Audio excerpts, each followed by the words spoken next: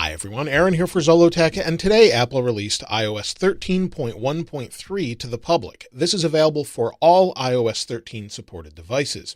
Now on my iPhone 11 Pro, this came in at 145.6 megabytes, but I saw it as small as about 74 megabytes depending on which device we're talking about. Usually the older devices such as the iPhone SE had that smaller size. Let's take a look at the build number. The build number is 17A878, and this particular build addresses any of the issues you may have been having, hopefully, so far. Now, if you're on the betas, don't worry about these because these don't apply to you. They may already be in the beta, but right now it's available to the public. Now, the first thing is they've updated the modem, and that means it may fix connectivity for your device. So maybe you're having issues with the iPhone 11 Pro, maybe an SE. I also have the 8 Plus here, so we'll take a look at some of these different devices as far as speed and things later. But it addresses issues on all of these, and hopefully it fixes the issues. And the number one issue that they've fixed is an issue that could prevent a device from ringing or vibrating with an incoming call. And I've heard this over and over and over, and people were having issues receiving phone calls and things like that. So this should fix that. It also fixes an issue that may prevent opening a meeting invite in mail. So maybe you're using mail and you've got meeting invites in there. And I've actually seen this myself. You go in to tap the meeting invite, it just doesn't do anything at all. So they've patched that and it should be fixed. Now in the Health app, they've also fixed something. The Health app was not displaying correct information, possibly once daylight savings comes around in a couple weeks from now. So if you're using the Health app, let me find it here. Now, this is not the device that's actually paired to my Apple Watch, but it gives you an idea that this information will now work properly once daylight savings comes around. So if you're in an area that supports daylight savings, that shouldn't be an issue for you. Now, the next issue addresses problems with voice memos. And I've actually heard all of these complaints that we're going to cover today. People have messaged me about this. So I'm glad they're addressing them. And this one has to do with voice memos. So if you restore from a backup using iCloud, you may not have your voice memos here. If you were having that problem, that should be resolved and they should show up now. So that should be fixed as well. There's also one that I kept hearing over and over and also experienced myself a couple times, and that is pairing an Apple Watch. So if you're having problems pairing your Apple Watch to your iPhone and it wasn't working, that should be fixed now. So that's something they've fixed. I don't know why these were all little issues, but that's resolved. Also, it resolves an issue where notifications may not be received on the Apple Watch. And I've actually thought this was an issue with my Apple Watch, not seeing notifications popping in. Sometimes they would pop in, sometimes they wouldn't. And I thought, well, maybe it's just I'm not getting those notifications. Apparently that's a bug and I didn't even notice it. Now, just like we had issues with iCloud backups with voice memos, there was also an issue where you would restore a new phone using an iCloud backup. Maybe you got a new iPhone 11 or 11 Pro or 10R or whatever you have, you're restoring the backup and then your apps don't show up afterward.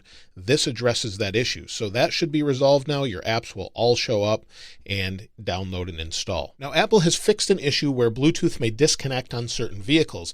And I actually just had this today for some reason. So I walked up to my car, Bluetooth wasn't working, it wouldn't open the car. And that's actually how my car works when you're using a Tesla.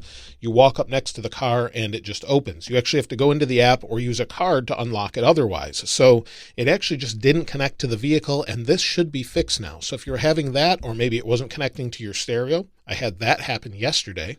So that should all be fixed now. Thankfully, there's some weird Bluetooth issues. I actually have had this happen on my Mac as well, and Apple pushed an update for macOS Catalina as well. So hopefully all of that's fixed. It also addresses problems with reliability of Bluetooth with hearing aids and headsets. So if you were having a problem with your headset connecting your AirPods, maybe your Powerbeats Pro, or any other Bluetooth headset that you were using with your iPhone, those should now work. I've had that issue over and over. I use the Powerbeats Pro when I'm editing normally just so that I can actually hear things without distraction around me, and it seemingly was having problems. Now that should be fixed. And finally, it addresses the launch performance of apps that use Game Center. So maybe you're using an app, a brand new app in the arcade that uses Game Center, and it was taking forever to load. Apparently, that was a bug that was caused by this. So I don't know if Monument Valley uses it, and apparently it wasn't installed. But maybe Minecraft, if it was using Game Center, it should now be fixed. So these are all bugs that were addressed from this particular update, and thankfully, all of these little issues are fixed. Now, 0.1 updates like we just had here don't normally happen unless there's a major security or bug fixes that are pushed out. And so there were no security updates in this particular update that I was able to find. Apple did not reference anything, and if there are, they're not telling us about them. But everything else that I've mentioned has been fixed. So hopefully it's much more stable for anyone using the regular public versions of iOS. Now, issues that I've had previously on this iPad were actually touch responsive issues. So I would touch the screen, it would stop working, I would have to lock it, unlock it, then it would work again. So I've continually had issues with touch responsiveness more on the iPads than anything else, and Apple also addressed most of these issues on the iPad as well. There are separate notes for them, but they're all the same fixes. They just don't mention every single one of them. So the things like Apple Watch pairing aren't really relevant to iPad, so they're not going to mention that. Now, as far as speed and overall performance, well, this has only been out for about an hour and a half or so, and so far it's good on older devices. Let's go in. I always check scrolling on older devices such as the SE, because if scrolling is good here, it's probably good on most devices overall. If we go over to the iPhone 8 Plus, this should be pretty fast as well. Maybe we go back into Minecraft, see if it resumes.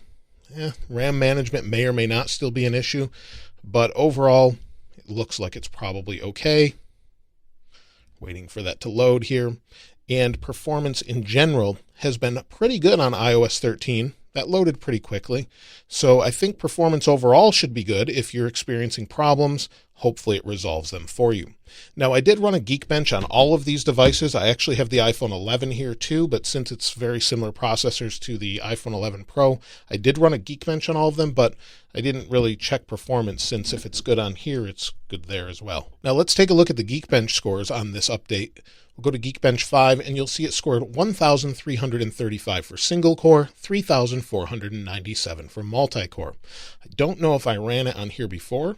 I guess I didn't, but on the iPhone 8 Plus, I have run it before. But let's take a look at all of these together and just see how it is overall. This is actually pretty good. I got 1,333 on the latest beta with the iPhone 11 Pro Max. So this is operating within what we expect. Let's go ahead and look at all the devices. Now, starting from left to right, we have the iPad Pro 12.9 from 2018, the iPhone SE, the iPhone 8 Plus, the iPhone 11, and the iPhone 11 Pro.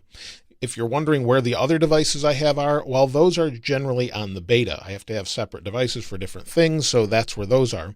And also, if you're wondering about the difference in display color here, that's just the difference between the displays.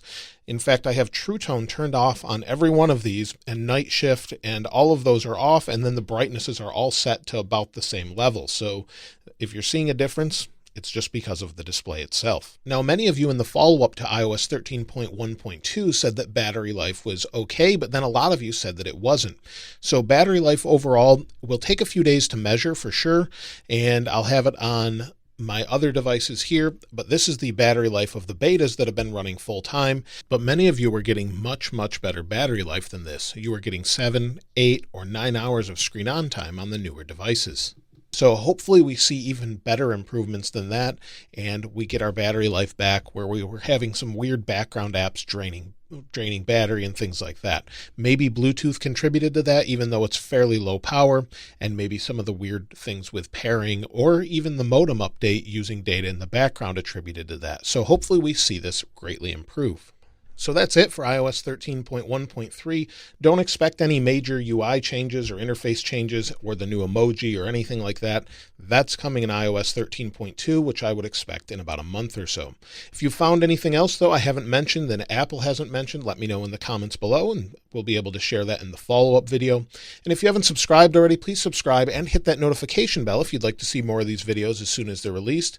If you enjoyed the video, please give it a like, and of course, I'll link this wallpaper in the description as I always do. Thanks so much for making it to the end of the video. I really appreciate you watching all the way through, and I thought I'd ask you a question for the follow-up. Which devices would you like to see in the follow-up? I know a lot of people say, why don't you include the iPhone 7 or 7 Plus, and why are you including just the new devices? Well, I can't have the same version on all of them since I cover all of these updates. But generally, if the update is good on an iPhone SE, for example, it's going to be good on a 7 or 7 Plus since they all use similar processors or faster. So that's kind of the thinking behind that. But let me know which ones you would like to see in the follow-up. As always, thanks for watching. This is Aaron.